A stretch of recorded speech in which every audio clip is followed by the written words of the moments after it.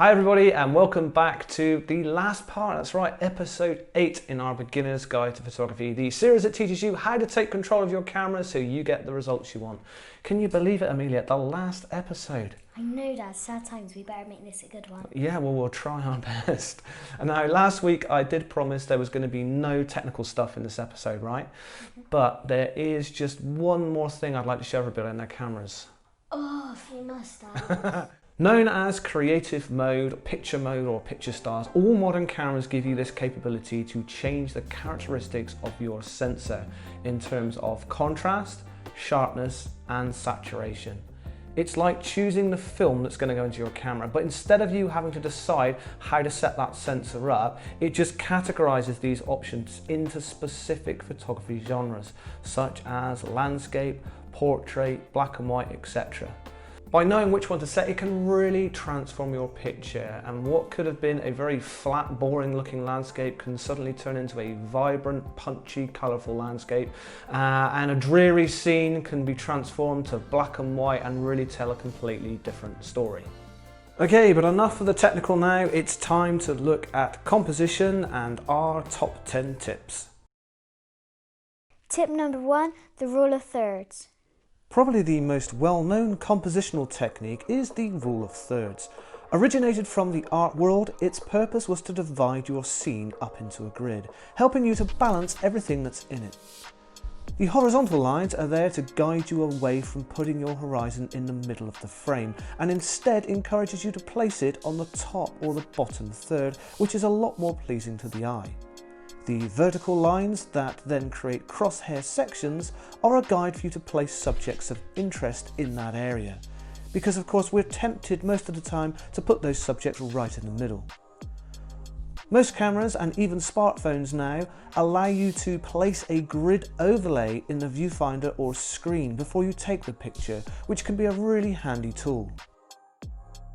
Tip number 2, leading lines. Leading lines guide the viewer into the picture and can give a sense of direction and purpose, guiding the eye to a particular point of interest or meaning. These lines can be subtle or very obvious, but hugely effective.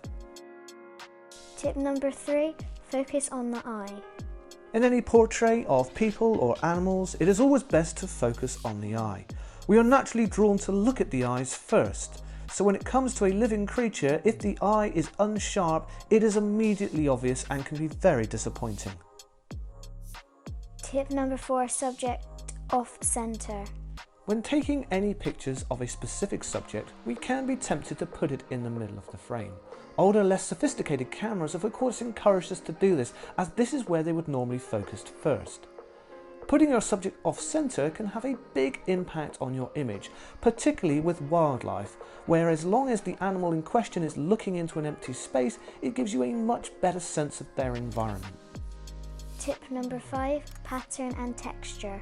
Pattern and texture is often missed, but can be extremely effective in making a picture look interesting. Always be on the lookout for the obscure and repetitive shapes. You may find them in a surprising place, and they often make a brilliant image. Tip number 6 is colour. Looking for vibrant colours in a scene is always worthwhile, especially when it contrasts with its surrounding background. This of course can be helped by you increasing the saturation of your camera sensor by using the picture controls we looked at earlier, such as Vivid. Tip number 7, black and white. Switching your camera to black and white or monochrome mode can have a profound impact on the story of your image. It increases drama and offers a different mood entirely. Some photographers will only shoot in black and white as they feel it's the most powerful medium. Do be aware though that if you are shooting in JPEG, you cannot switch your image back to colour once you've shot it. Tip number 8, change your angle of view. We are used to seeing the world at our own head height, so try to avoid taking pictures at that same height. Changing your angle of view, whether it's up high or down low, offers a new perspective, and one that the viewer is not used to. It therefore immediately sparks some interest. Tip number 9, don't be put off by the weather. Never be put off by bad weather. A majority of cameras nowadays are water resistant, but even if they aren't, you can buy a rain cover to protect them. It's then just a case of you being brave and venturing out with the appropriate clothing and footwear. The rain can offer so much drama in the picture. Colour can offer a huge contrast in the scene, and you will find reflections in puddles and water droplets everywhere. Tip number 10, get up early or stay up late. So this is our final but favourite tip. Photography is all about light, and of course the very best light is achieved at dawn and dusk. Golden light can transform a landscape, a portrait, a wildlife picture. It's both flattering and interesting, but you've got to be committed in getting up early or waiting till late. If you do, you will be rewarded. Okay, so that's it. We hope you find those top tips useful. So now we come to this week's challenge. And this week, instead of Amelia and myself, it's over to you guys. That's right. We want to see your pictures, and you can send them in to any of our social media channels. And all we need you to do is tag Jessops and use the hashtag Jessops Academy. And we'd love to see some pictures that you've taken demonstrating some of the tips that we've shared with you today.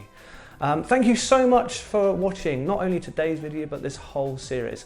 8 weeks ago we started out just trying to inspire people to take up photography or improve their skills whilst they were staying at home safe, of course. And we will have other how-to videos, but of course it won't be long now, and the Jessops Academy Training School will be back up and running, and we have a whole range of different courses and amazing experiences that you can choose from.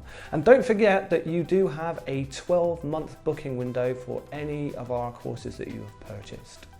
So as always, we'd love to say thank you for watching. If you have enjoyed the video, do give us a like, and don't forget to subscribe to our channel so you never miss a video. See you next time. Bye.